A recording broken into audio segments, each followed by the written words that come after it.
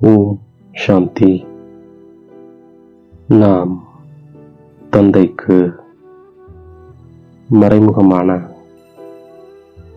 உதவியாளராக இருக்கும் ஆத்மா. நாம் எல்லையற்ற சேவாதாரி ஆத்மா. நாம் ஞானத்தின் அஸ்திர சஸ்திரங்களை வைத்திருக்கும் ஆத்மா. நாம் எல்லைக்குட்பட்ட உலகத்தின் வீணான விஷயங்களில் நம்முடைய நேரத்தை வீணடிக்காமல் இருக்கின்றோம். நம்முடைய புத்தியில் எப்பொழுதும் உன்னதமான சிந்தனைகள் எழுந்து கொண்டே இருக்கின்றது. நாம் உள்முகமாக இருப்பதாலும் வெளிப்பகட்டை காண்பித்துக் கொள்ளாமலும் மற்றும் ஆன்மீக போதையில் இருப்பதால் நாம் தந்தையின் ஒவ்வொரு உத்தரவையும் அமலுக்கு கொண்டு வருகின்றோம். உள்ளுக்குள் மிகுந்த பரிசுத்த தன்மை இருக்கின்றது. ஒரு தந்தையிடம் உண்மையான அன்பு இருக்கின்றது.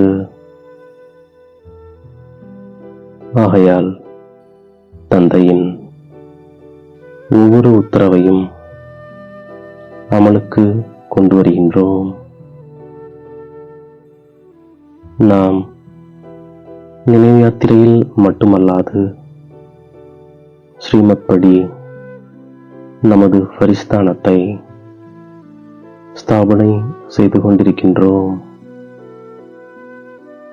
ஆதலால் நமக்கு ஊக்கம் குஷி இருக்கின்றது. எல்லையற்ற தந்தையை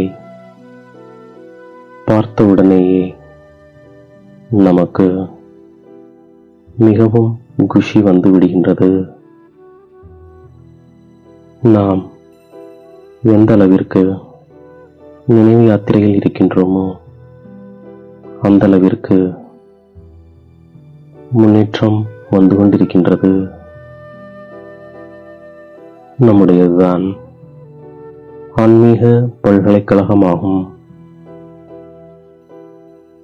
நம்மிடம் எவ்வளவு குணங்கள் உள்ளன என்று நம்மை நாமே பார்க்கின்றோம்.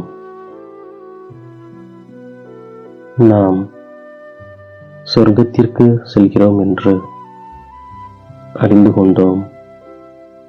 எனவே அளவற்ற குஷியில் இருக்கின்றோம். இது ஆன்மீக போதையாகும். எல்லையற்ற தந்தை ஆசிரியராக ஆகி நமக்கு படிப்பிக்கின்றார். நமக்கு சிவ பகவானோடு நிச்சயதார்த்தம் ஆகிவிட்டது. தந்தை நமக்கு எவ்வளவு அலங்காரம் செய்கின்றார். நாம் தந்தையை நினைவு செய்து செய்து சதோப்பிரதானமாக ஆகிவிடுகின்றோம். சீச்சியான நம்மை தந்தை வந்து மாற்றுகின்றார், மறுமலர்ச்சி ஏற்படுத்துகின்றார்.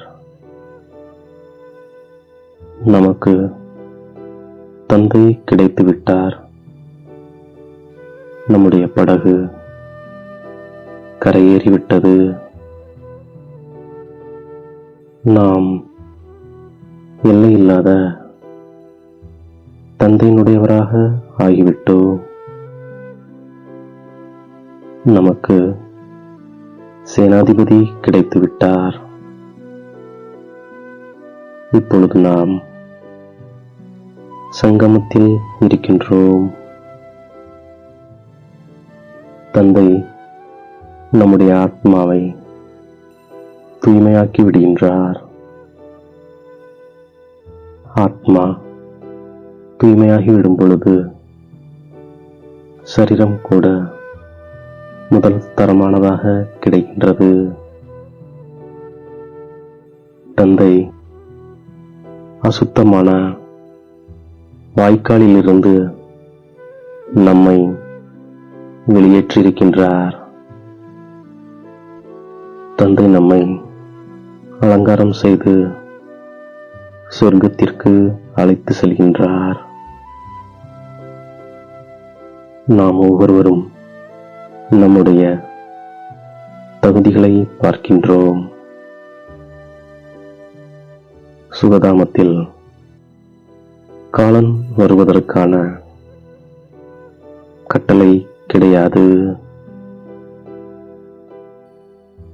நாம் ஆத்ம உணர்வுடையவராக ஆகிவிடும் பொழுது ஆத்மா பரிசுத்தமாகி விடுகின்றது.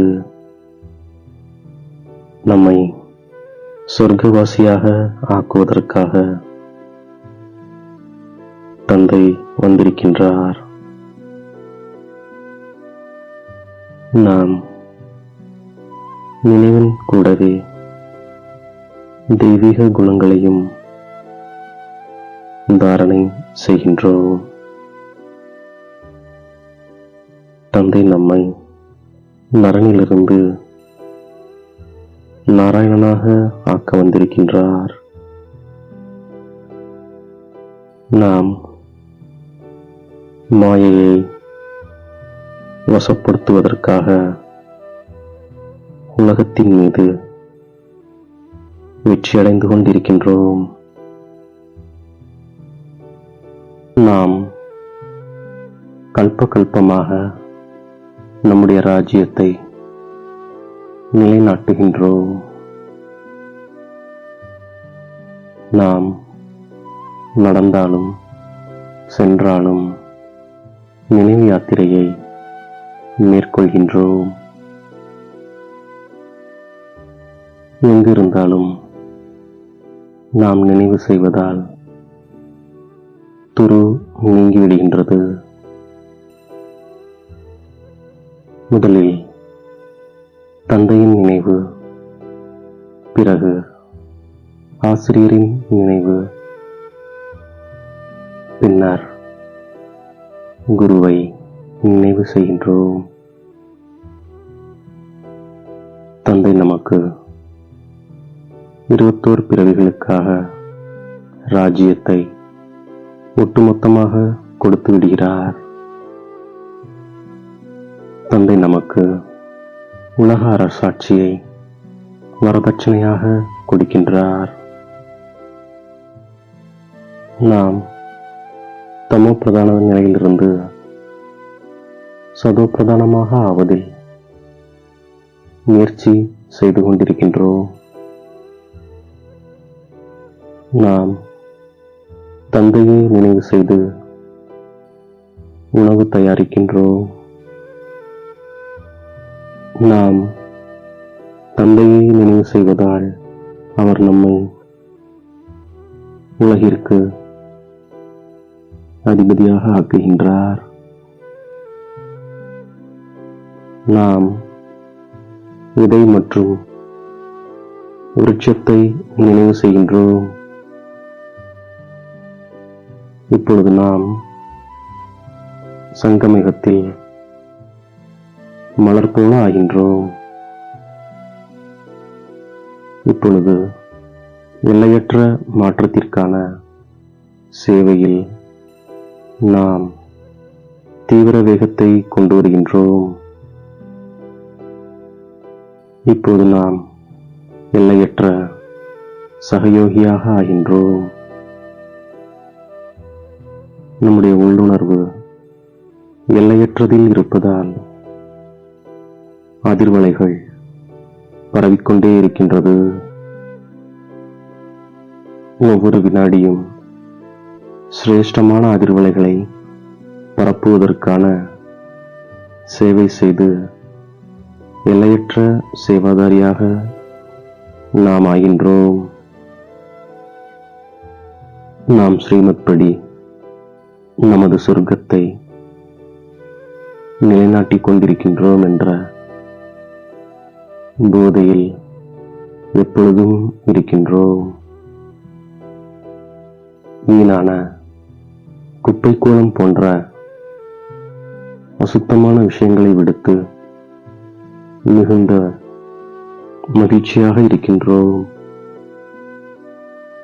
நம்முடைய சிந்தனைகளை மிகவும் மென்மையானதாக வைத்திருக்கின்றோம்.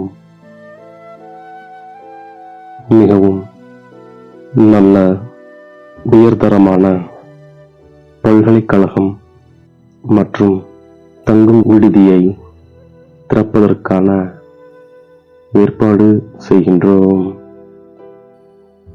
நாம் தந்தைக்கு மறைமுகமான உதவியாளர் ஆகின்றோம். நிமித்தமாக எந்த ஒரு சேவையையும் செய்து கொண்டு எல்லையற்ற உள்ளுணர்வு மூலம் அதிர்வலைகளை பரப்பக்கூடிய எல்லையற்ற சேவாதாரி ஆத்மா நாம். சிவத்தந்தையுடன் இணைந்து இருக்கக்கூடிய சிவசக்திகளின் அலங்காரமாகிய ஞானத்தின் அஸ்திர சஸ்திரங்களை வைத்திருக்கும் ஆத்மா நாம். நம்மை தேடி கண்டெடுத்த இனிமையிலும் இனிமையான தாயும் தந்தையுமாகிய பாப்தாதாவிற்கு கோடான கோடி நமஸ்காரங்கள். ஓம் சாந்தி.